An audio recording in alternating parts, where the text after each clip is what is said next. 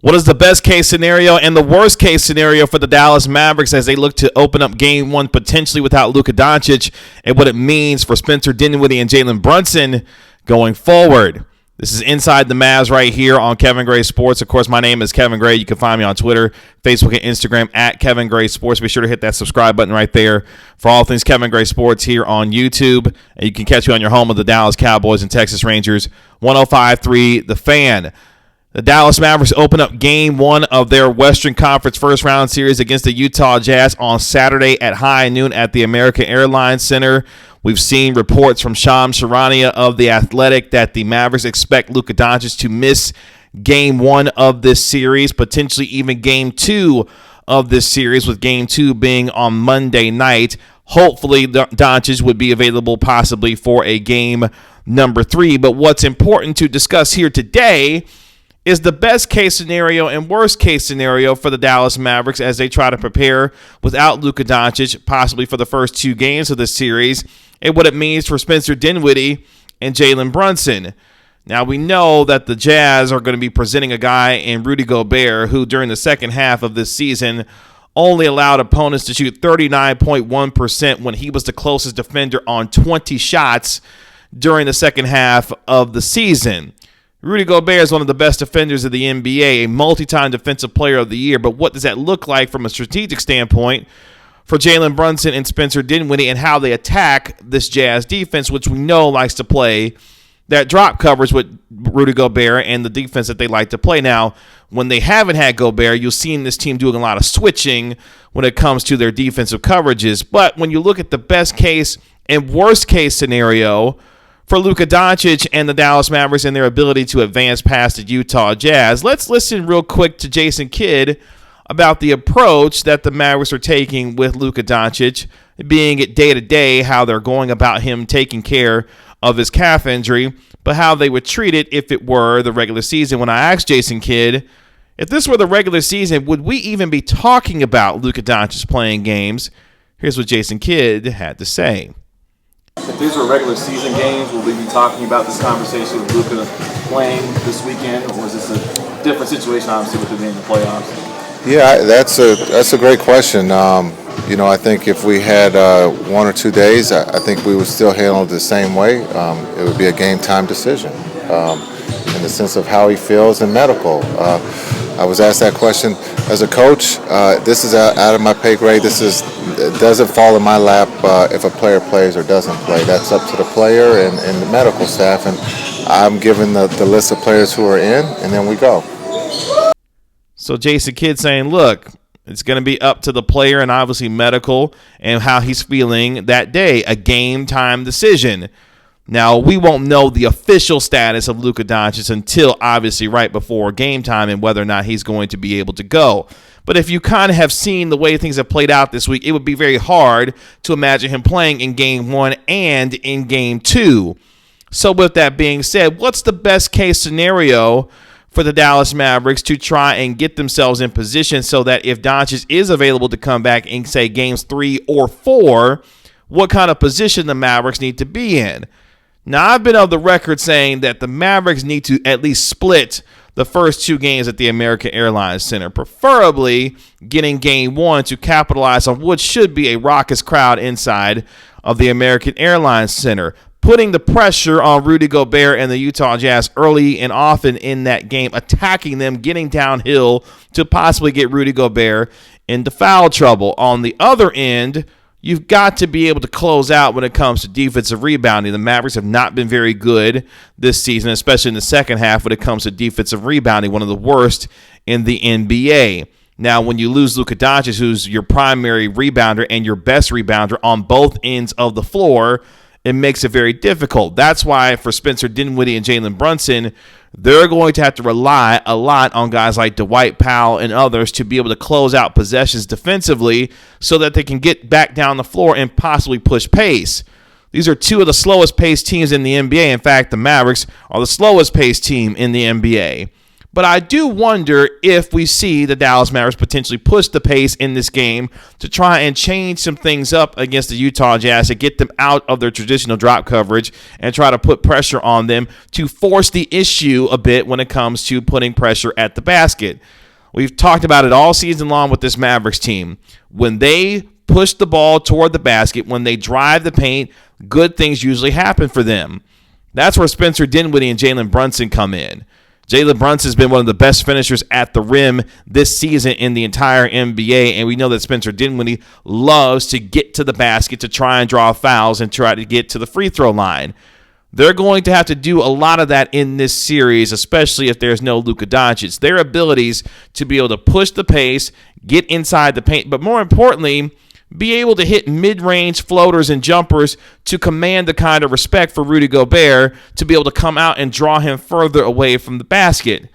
Now, what you do lose, obviously, without Luka Doncic is the devastating pick and roll that him and Doncic, and talking about Dwight Powell, are able to execute on a night-to-night basis.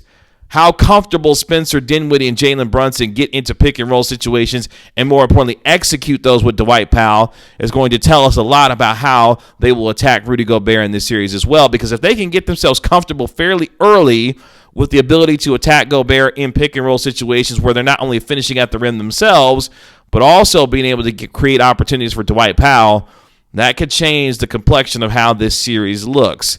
We know that Doncic is expert in getting guys in jail, putting defenders in jail, controlling the pace of the game, probing defenses to where you have to make decisions if you're a defense on how you're either going to attack Doncic from a defensive perspective or let Powell roll to the rim and let Doncic do what he does from a passing perspective and the connection that he has with Dwight Powell.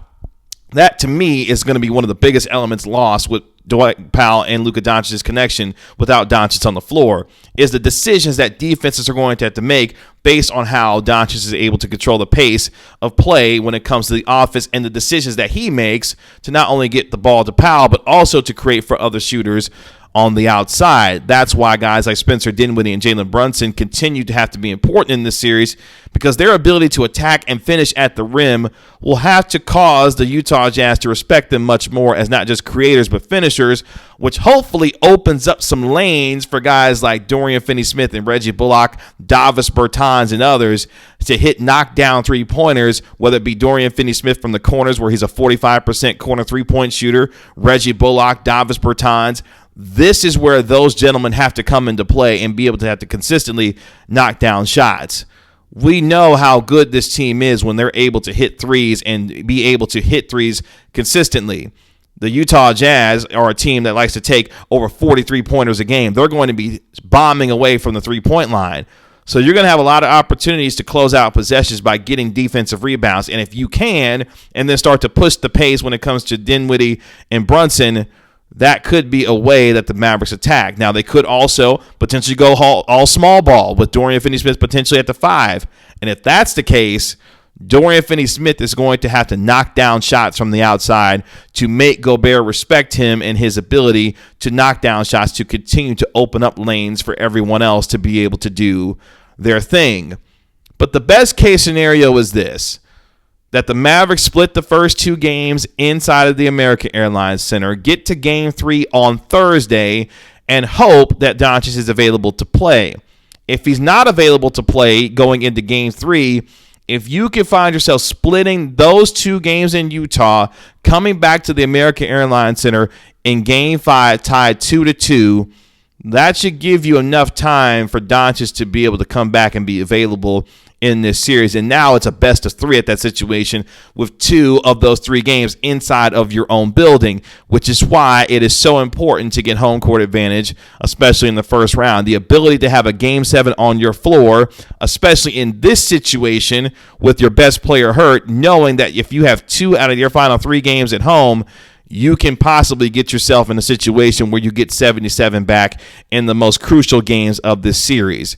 But it's going to be important for my mind that the Mavericks split the first 4 games of this series so that you continue to buy time for Doncic. The biggest thing is with this injury, how much time can you buy for Doncic to get back to be as close to 100% healthy as possible? If you can buy enough time for that to happen, to get him close enough to 100%, then you give yourself the best chance, obviously, to win this series if you're the Dallas Mavericks. Yes, I know the Utah Jazz are in turmoil when it comes to Rudy Gobert and Donovan Mitchell's relationship. They just got back Bogdanovich. Obviously, no Joe Ingles, who has moved on from this team. And yes, they still have guys like Mike Conley and Jordan Clarkson, who is a terrific sixth man off the bench. There's a lot of talent on this team, a very well-coached team when it comes to Quinn Snyder. But this team has imploded several times during the second half of the season, especially in fourth quarters, giving up big-time leads. The Mavericks are going to continue to put pressure on Utah to force them into situations where they're collapsing potentially in the fourth quarters of games and potentially stealing those kinds of games. That is what is on the line for the Mavericks. Not just the importance of winning the series because they need to get out of the first round, but how much time can they buy for Luka Doncic to be able to get back on the floor and play in these games possibly sooner than later? That's going to be the most important aspect of this series. Can you split the first 4 games? Ideally, of course, you want to win the first 2 games at home, get up 2-0, find yourself on the road, possibly stealing a game on the road, and then coming back to your own building with a chance to close out a series. And if not, you'll have multiple opportunities still in your own building as the series gets deeper and deeper to do so. That's the best case scenario. Win both games, find yourself in Utah up 2-0, and then let the series play out from there. But my hope through the first 2 games, especially if Doncic cannot play, split the first 2, get to Utah at 1-1, and then let's see what happens from there and buy as much time as you can for Luka Doncic to be able to get back onto the floor. Defensively, the Mavericks can keep themselves in games. They had the 5th best defensive efficiency in the league during the second half of the year, and this is a team that has now found themselves being able to be a really good defensive team. The over-communication, the scrambling, being able to communicate and get out on switches, and more importantly, be able to guard at the perimeter and guard for long stretches of time. That will be put to the test when you take on a guy in Donovan Mitchell who is as creative and can score the basketball with the best of them in the NBA. We will see how this series plays out. But if that's a best case scenario and a worst case scenario that you're looking at, that's what I'm looking at. The worst case scenario, obviously, is you go down 0-2 in the first 2 games of the series and then go back to Utah down 0-2. And then next thing you know, you don't know what's going to happen in those 2 games in Utah because that series could get out of hand fairly quickly early if you don't find yourself hitting shots consistently, defending the way that you're capable of, and then allowing Gobert and Donovan Mitchell to do their thing when it comes to their pick and roll stuff. That's the worst case scenario, is to go down 0-2 back to Utah and the series already looking bleak with already having lost home court advantage in this series. We'll see, though, as the Dallas Mavericks get ready to tip off on Saturday when they take on the Utah Jazz, needing to win this series, but more importantly, getting Luka Doncic back as quickly as possible, and whether or not he can be effective in this series once he does come back will obviously be the biggest question in this series. You can find me on Twitter, Facebook, and Instagram at Kevin Gray Sports. Again, be sure to hit that subscribe button right there for all of these Kevin Gray Sports here on YouTube. It's been another episode of Inside the Mavs right here on Kevin Gray Sports. I'll talk to you later. Peace.